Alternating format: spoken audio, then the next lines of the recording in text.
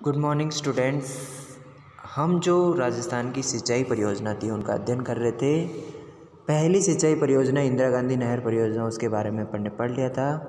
आज की इस वीडियो में अपन चंबल परियोजना और माही बजाज सागर परियोजना के बारे में पढ़ेंगे। दोनों भी इम्पोर्टेंट है बच्चों। वैसे तो राजस्थान की जो है इंदिरा गांधी नहर परियोजना महत्वपूर्ण है, पर चंबल परियोजना भी महत्वपूर्ण है, तो देख लेते हैं एक बार। चंबल परियोजना राजस्थान और मध्य प्रदेश दोनों राज्यों की संयुक्त परियोजना है, यानी दोनों राज्यों के काम आती है, जिसमें दोनों राज्यों की हिस्सेदारी है। चंबल परियोजना का कार्य 1952 से 54 में प्रारंभ हुआ था।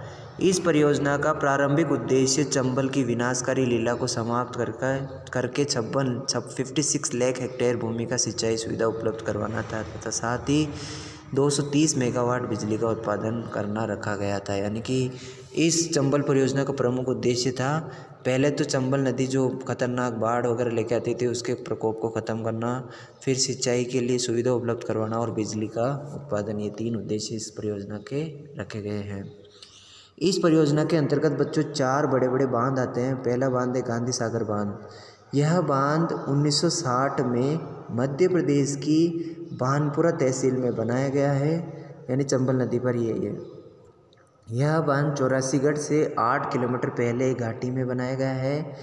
इससे 2 नहरें निकाली गई है। पहला बाई नहर बूंदी तक जाकर मेज नदी में मिलती है, और दूसरी बाई नहर के बाद में आती है दाई नहर, जो कहाँ जाती है, पार्वती नदी को पार करके मध्य प्रदेश में चली जाती है। तो ये तो था गांधी सागर। फिर राणा सागर प्राण प्रताप सागर बांध देखना।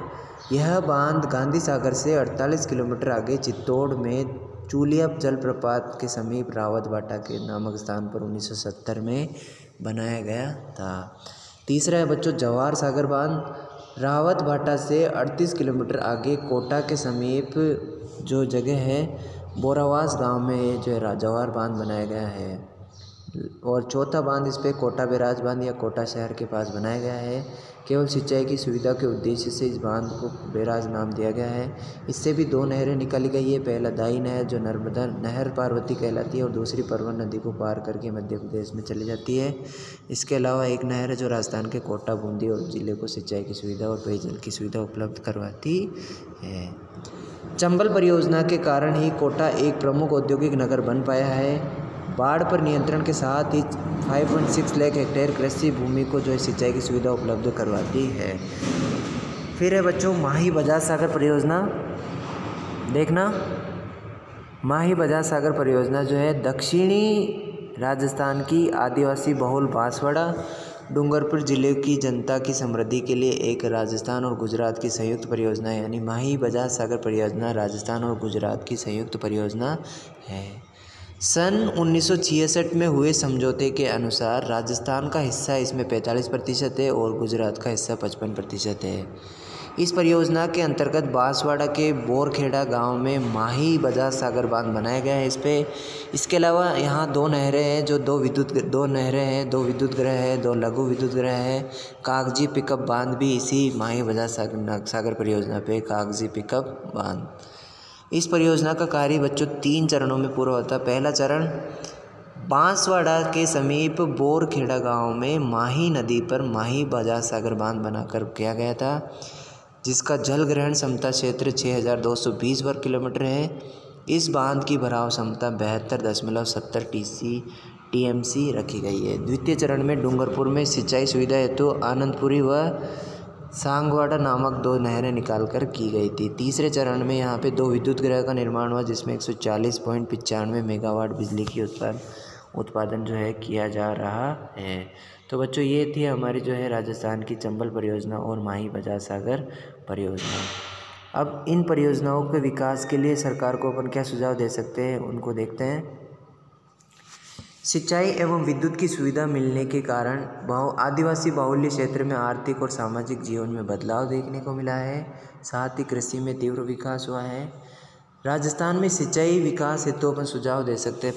पहला सुझाव है उपलब्ध जल का सर्वाधिक संरक्षण, यानी कि जो पानी है उसका संरक्षण किया जाए, बचाया जाए पानी को। भूजल का उपयोग पूरी सतर्कता से किया जाए, यानी ग्राउंड वाटर ज़मीन से जो पानी निकालते कुओं का, चाहे वो नलकूपों का, उसको सतर्कता से प्रयोग करना चाहिए। नदी बेसिन आधार पर जल के संबंध में सघन नियोजन किया जाना चाहिए। आधुनिक तकनीकी विधियों को प्रयुक्त कर जल रिसाव और वाष्पन से होने वाली जल क्षति को घटाना चाहिए। फुहारा विधि, बूंद बूंद सिंचाई विधि का प्रयोग करना चाहिए, जिससे जल की बचत की जा सके। भूजल एवं सतही जल का मिला जुला उपयोग होना चाहिए। जलमार्गों व खेतों की नालियों की लाइनिंग को प्राथमिकता से पूरा किया जाना चाहिए।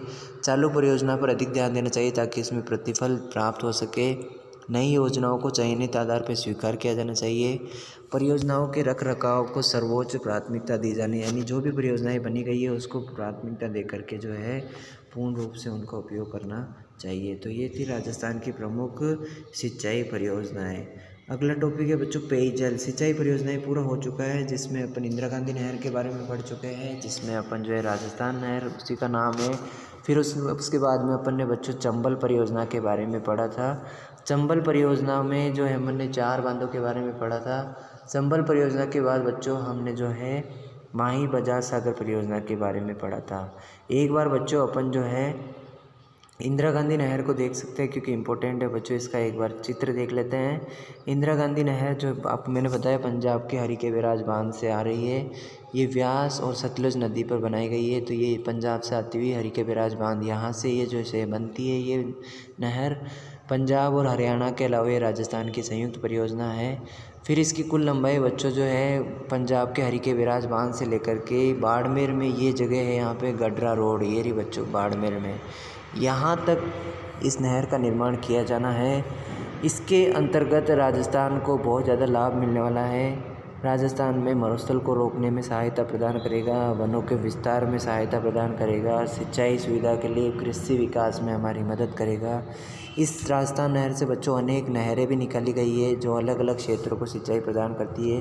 ये नहरों के नाम इसमें दे रखे 8 नहरें। इसके अलावा पानी की जो है ढाल की वजह से ऊपर नहीं चढ़ पाता है, तो उसमें जो है 8 लिफ्ट नहरें भी लगाई गई है जो पानी को ऊपर की तरफ धकेलती है।